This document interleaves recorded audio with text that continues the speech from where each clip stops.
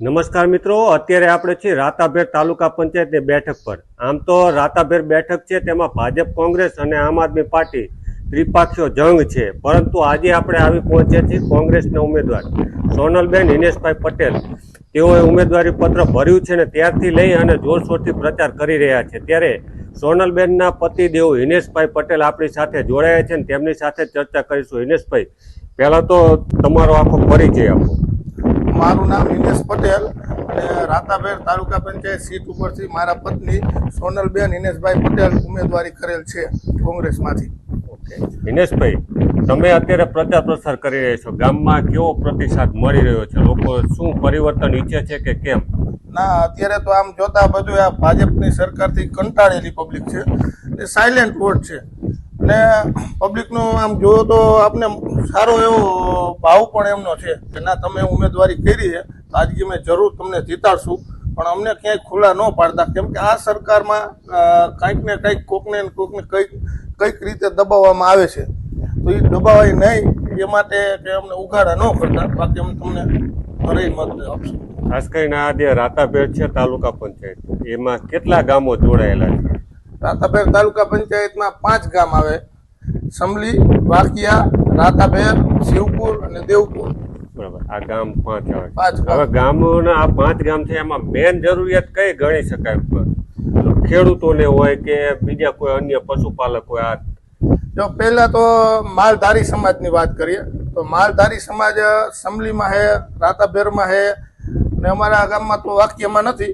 પણ જો માલધારી સમાજને કોઈ પણ પ્રકારની કોઈ પણ સુવિધા મળેલ નથી કે નથી એને કોઈ જો માલ ઢોરને બાંધવા માટે રાખવા માટે કોઈ શેડ કે કોઈ વ્યવસ્થા કે નીણ રાખવા માટે, ઘાસ રાખવા માટેની કોઈ વ્યવસ્થા. બરોબર, સરકારને અનેક યોજનાઓ ચાલુ છે, પશુપાલન યોજનાઓ, તેનો કોઈ પણ લાભ લેતા નથી લેતા. એનું કારણ કે સારો એવો એની પાસે વ્યક્તિ નથી કે જે એને લાઈન દોરી આપી શકે કે માલધારીઓ પૂરો એનો લાભ લઈ શકે.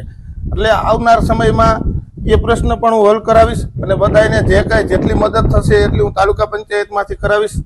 અને બીજું કે ખેડૂતલક્ષી વાત છે, ખેડૂતોને અનેક પ્રશ્નો છે, અનેક કે જો પાણીનો પ્રશ્ન હોય તો હજી પાણીનું પાઇપનું કામ ચાલુ છે, હજી ખેતી પૂર્ણ થાય એ નક્કી નથી. 11 ગામનો જે પ્રશ્ન હતો એ.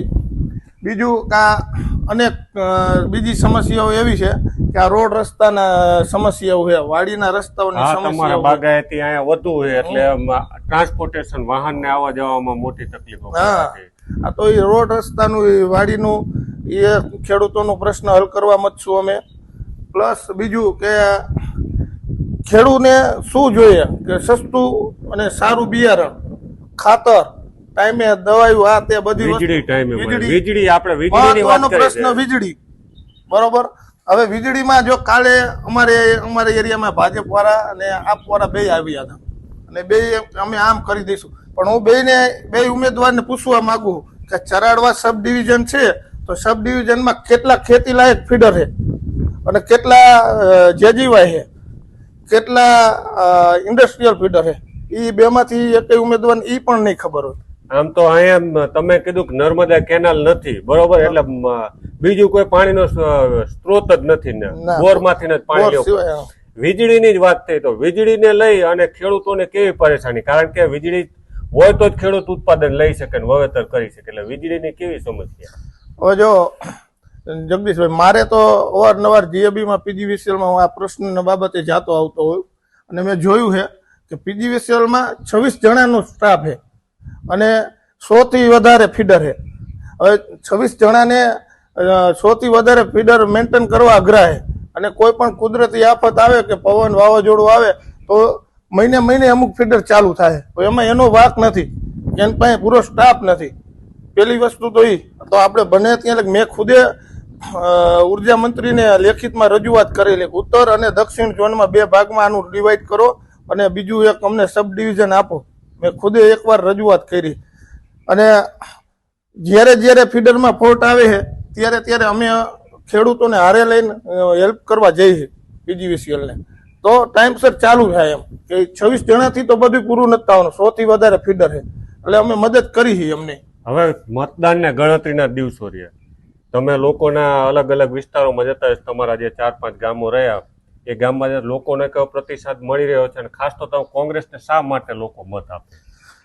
કોંગ્રેસ એક રાષ્ટ્રીય પાર્ટી છે અને કોંગ્રેસને મત આપવો એ એક આમ જોઈએ ને તો આ ભાજપ સરકારથી તો કંટાળી ગઈ છે પબ્લિક. એટલે હવે આ એનો વિકલ્પ આ એક છે, આપવાળા એનો વિકલ્પ નથી. કેમ કે એ બધા એના પૈસા બનાવવા આવ્યા છે અને એનો ટાઈમ બનાવીને નીકળી જવાના છે. કોઈ એનો કઈ એનો મિનિંગ નથી. એટલે કોંગ્રેસ સિવાય વિકલ્પ નથી પબ્લિક પાસે અને કોંગ્રેસ જ પરિવર્તન લાવશે, બાકી બીજી કોઈ વિકલ્પ છે નહીં. મતદારોને શું અપીલ કરશો? મતદારોને તો હું એટલું જ કહીશ કે જો તમે આવનારા 5 વર્ષ માટે તમારું કાંઈ પણ પ્રશ્ન હોય, કોઈ પણ પ્રશ્ન હોય તો ગમે ત્યારે અડધી રાતે હિનેશ પટેલને યાદ કરવો, તમે તારે ગમે ત્યારે એની ટાઈમ ફોન કરવાનો, તમારું કામ થઈ જશે. અને બીજી વસ્તુ કે જો તમે ખાલી એટલો વિશ્વાસ રાખજો, બાકી જે આ 2 ઉમેદવાર તાલુકા પંચાયત લડી રહ્યા છે એ 2 એવા વ્યક્તિ છે કે એને ખાલી તમે પૂછજો ગમે એ યોજના કે મહિલા લક્ષી 6 યોજના કઈ એવી ચાલુ છે તો એને એ પણ નહીં ખબર.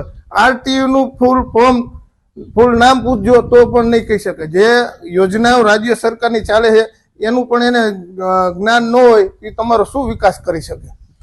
તો આ હતા રાતાભેર જે તાલુકા પંચાયત છે તેના ઉમેદવારના પતિદેવ એટલે કે સોનલબેન હિનેશભાઈ પટેલ જેઓ ચૂંટણી લડી રહ્યા છે. તેમના પતિદેવ હતા હિનેશભાઈ પટેલ.